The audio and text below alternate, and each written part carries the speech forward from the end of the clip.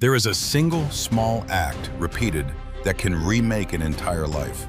It asks for almost nothing on any given day, and because it asks so little, most people overlook it entirely. They are waiting for something grand to arrive and carry them upward, and they walk straight past the quiet thing that changes everything.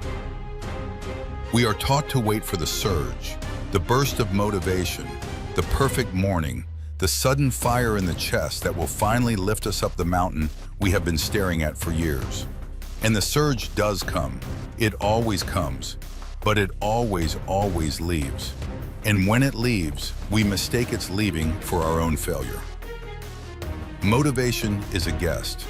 It arrives loud, promises much, and is gone by morning.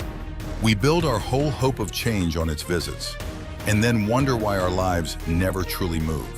We have placed our trust in the one thing inside us least willing to stay. But there is something quieter than motivation and far stronger. It does not roar, it returns. While feeling comes and goes like weather, this thing simply shows up, the same small act at the same hour, whether the fire is in you or not. We call it habit, and it is habit, not feeling, that shapes a life. The oldest philosophers knew this quiet law. One of them named it first, and we will hear him soon. There was once a traveler who came at last to the mountain he had chosen to cross. But the slope rose sheer and pathless before him, its summit lost in cloud, and his heart sank at the sheer immensity of it. How could one man, in one short life, ever climb so vast a thing? So he did what bold men do. He gathered all his strength into a single great effort and threw himself at the mountain, climbing through the night, fierce and tireless, certain he would reach the summit in one heroic rush of will. But the mountain was far greater than any burst of strength. By dawn, he was spent, his fire gone cold, and the loose stone gave way beneath him, and he slid back down to the very place he had begun. So he rested, ashamed, and waited for his strength to rise again, that he might hurl himself upward once more. And so it went, season upon season, a surge of effort, a furious climb, a long fall to the bottom. Each time he blamed his weakness, each time he waited for the fire to return. He had strength enough for 100 climbs, and 100 times the mountain set him back at its feet. Then one day an old woman passed, carrying a single stone. He watched her bend and set it down upon the slope, beside a faint line of other stones he had never even noticed, climbing quietly into the mist. "Tomorrow," she said, "I will lay another." And she turned and walked back down the mountain. "You cannot move a mountain," she told him, "and you were never asked to. Lay one stone. Return when the sun rises, and lay another.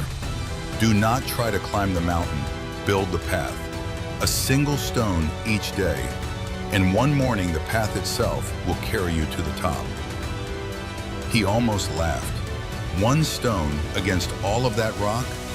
But he had tried everything larger, and everything larger had failed. So the next morning, feeling nothing in particular, he laid a single stone. It changed nothing he could see. The mountain stood exactly as vast as before, and yet, for the first time, he had not slid back. One stone became a row became steps, the steps became a stair, winding up into the cloud. No single morning ever felt like much, but the mornings gathered the way drops gather into a river, and the path he could never have climbed in one heroic life rose quietly, faithfully beneath his feet. Here is the truth the mountain teaches.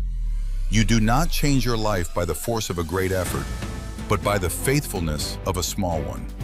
A single act, repeated, outlasts any burst of will, precisely because it asks little enough that you can give it on every ordinary day. And a habit does far more than build a path. Each time you lay the stone, you become, a little more, the kind of person who lays it.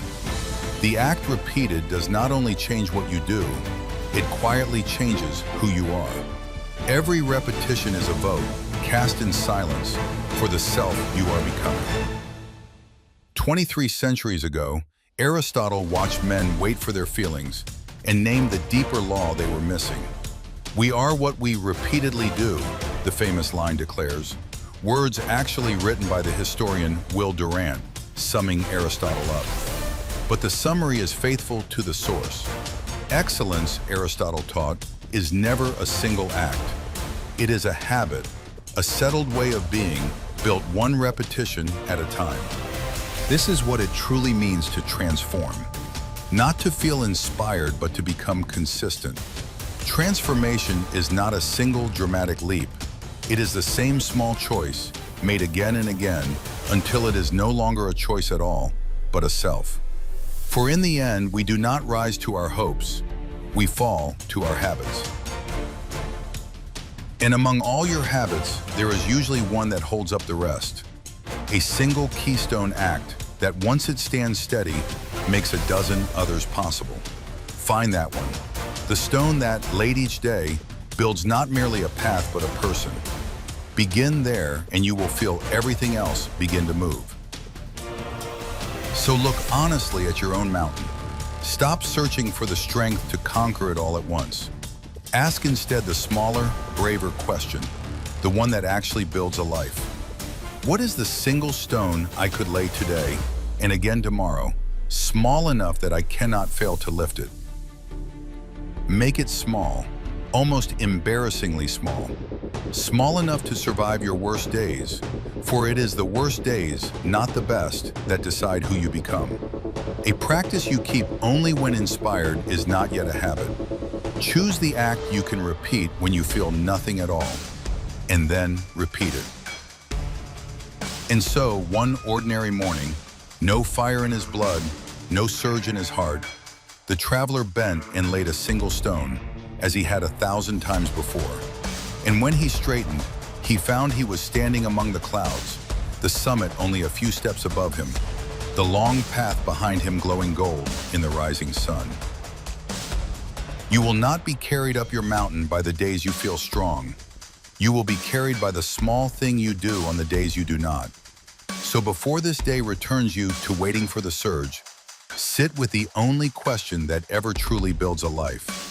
What is the one small stone you could lay today and every day until it becomes the path and the path becomes you?